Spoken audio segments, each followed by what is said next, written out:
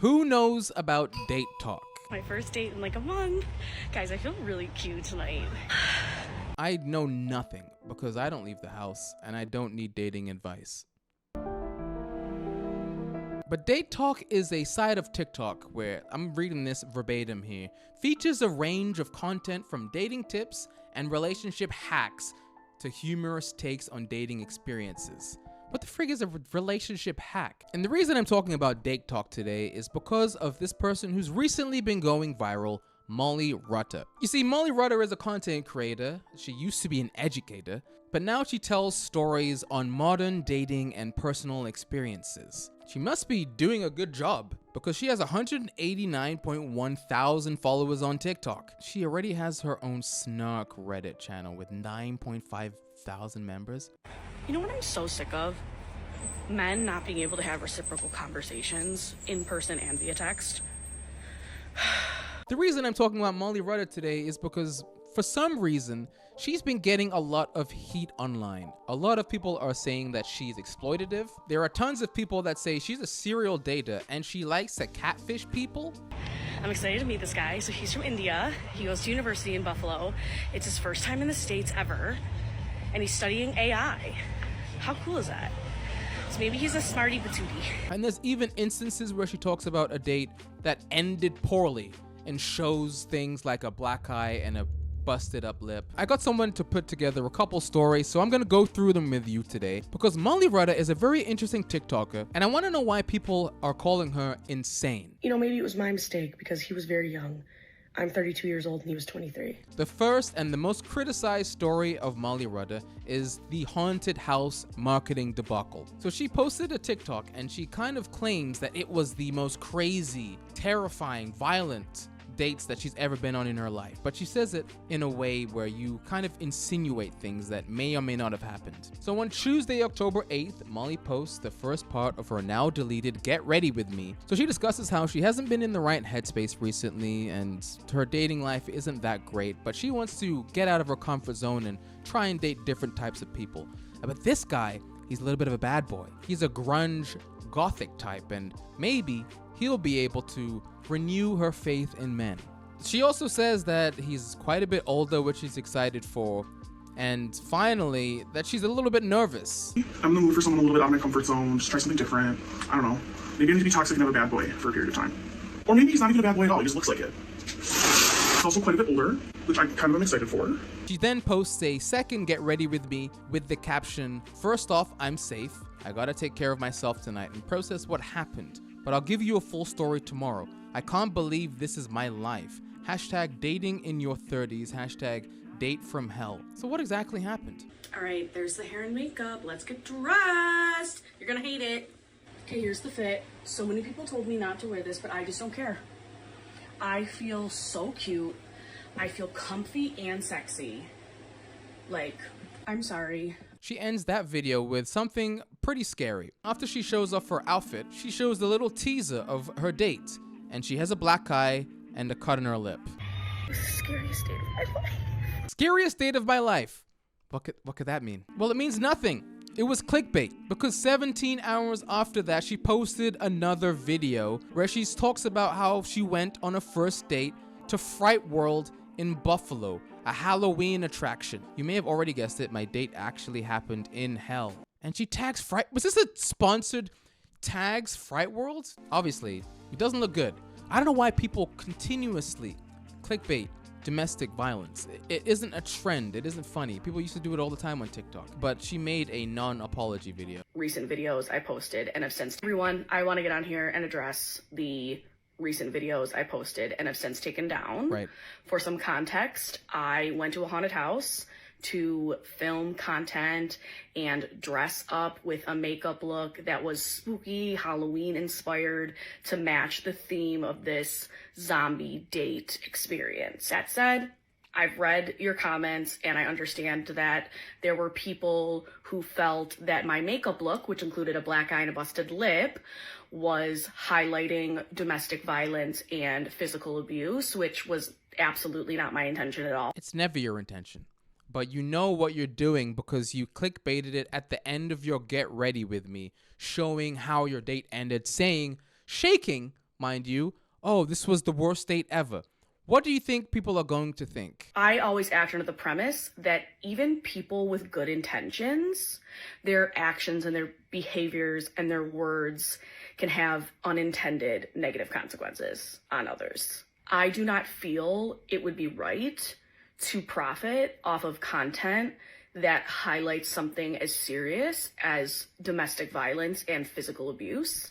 Why is her voice going up at the end? Is she asking a question? She isn't sure if she should profit? No, you shouldn't. And that was right. The videos were an ad. That's probably why she was clickbaiting it, because she wanted to get as many eyes on her final part of the video series as possible. The fact that this was all an ad and she didn't even disclose that is the cherry on top. And so that is why I have removed those videos. For those who don't know me, or maybe you haven't been following me very long, I absolutely love Halloween. It's a big part of who I am. Everything from dressing up to going to haunted houses. I'm just... Yeah, okay, nobody cares. If anybody knows this creator, please, in the comments, let me know, because I have no idea who this person is. But so far, they seem like a terrible human being. But let's continue on with my little document here and see what else she's been up to. The next story is called The Ghosting and the Finance Bro Incident. Another viral moment arose when Rutter shared her experience with a Gen Z man she dubbed a finance bro. The pair initially planned a date involving him helping her with taxes. What a dumb date. You know, like when you're in college and you're like, hey, do you want to study together? And like you think that's a date because you get to spend time with somebody who you might like. My first date in Buffalo. Homeboy is gonna help me do my taxes. The guy ghosted her twice. He didn't want to go on this date. He didn't want to help her with her taxes at all. And she decided to vent about it on TikTok and complain about generational differences because he's Gen Z. She's 33 years old, so she's a millennial. And it got so much that there are multiple articles talking about this. Millennial and Gen Zer go on a date. She asks him to do her taxes. Woman's horror dating story with finance bro goes viral as it's highlighted generational differences. Nobody was on her side. People were telling her to date in her own age bracket. The fact that she's not grasping his humor because she's not in the same generation is crazy. 9 minutes? Homeboy is gonna help me do my taxes. We're gonna get some beer. Okay, sounds fun.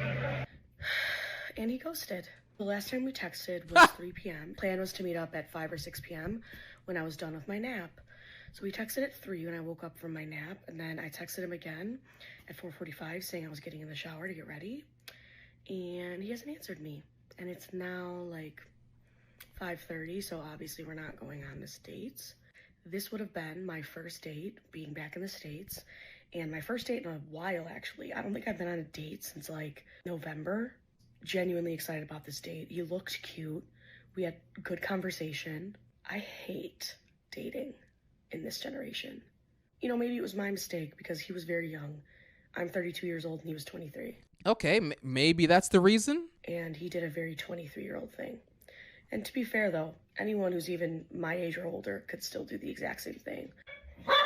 Exactly, Bo. Exactly. Plot twist. Homeboy just fell asleep.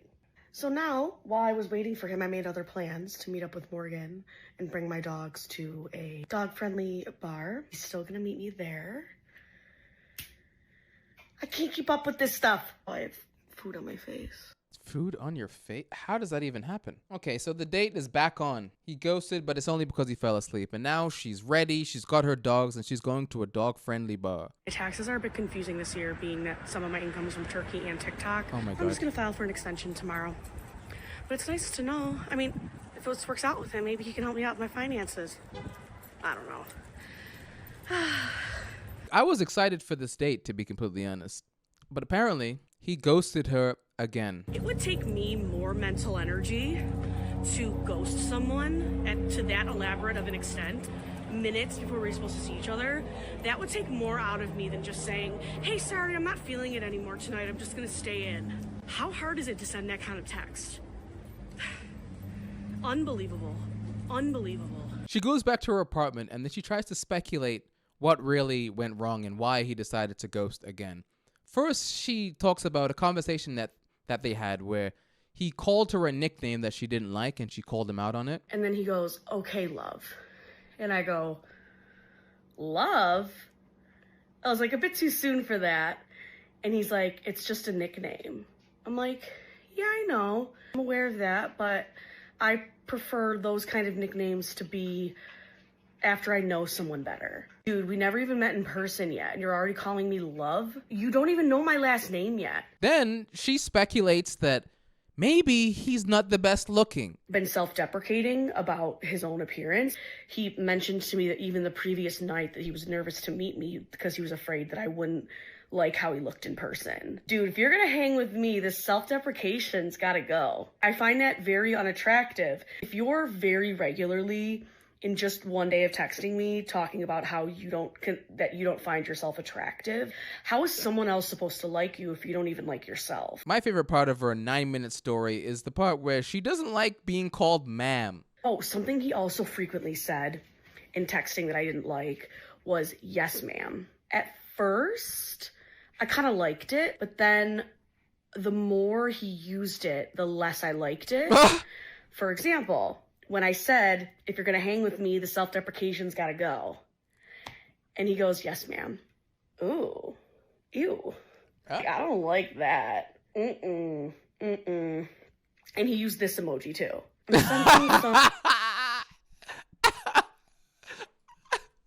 Yes, ma'am. I don't know what's wrong with that. But it's just frustrating because this occupied a lot of space in my brain today. And I think that's what really affects me, is that this occupied time and mental space for me. Okay, so far we have 2 stories, the domestic violence story and a ghosting story. Right now, I'm 50-50 on Molly Rutter. But like I said, I'm not really on this side of TikTok, so I don't know much about her, but it seems like a lot of people have very strong opinions on Molly. Personally, I've had Molly Rutter blocked for the longest time because I had always thought to myself, this woman needs a therapist more than she needs a man. But y'all, I have never been able to get behind this idea of dating content. Dating content. Creators like Molly and Danielle Walters, another one of them, have been out here posting their content like they're the modern day TikTok Carrie Bradshaw. And in my opinion, they have every incentive to lie. Like, why are we shocked? I never thought of it that way. This actually is basically watching the TikTok version of Sex in the City. You're following somebody's life and you're watching them date and you're rooting for them, and they're profiting off of your viewership and your engagement. So why not do something crazy, like pretend like you might be harmed? I want to check out Molly Rutter's Hinge profile. Guaranteed people probably already knows who she is by now. There's no way that someone with that many followers in a town like Buffalo doesn't recognize you. People keep analyzing her Hinge profile and they point out inconsistencies between her dating profile and the way she portrays herself in her content. Here is Molly's Hinge profile. I honestly think it's a pretty normal and good profile. The only thing is she's kind of catfishing with some of her older photos. She looks good now. She doesn't need younger, thinner photos. Okay, so what are we talking about? So Molly, together we could drink whiskey. Says that she's a teacher. Well, she isn't anymore. Some more photos. Honestly, I don't see the problem here. The hallmark of a good relationship is laughter, trust, and honesty.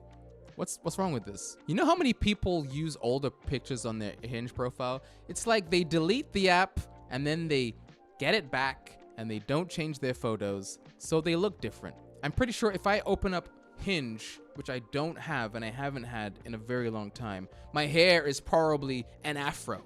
Look how long my hair is now.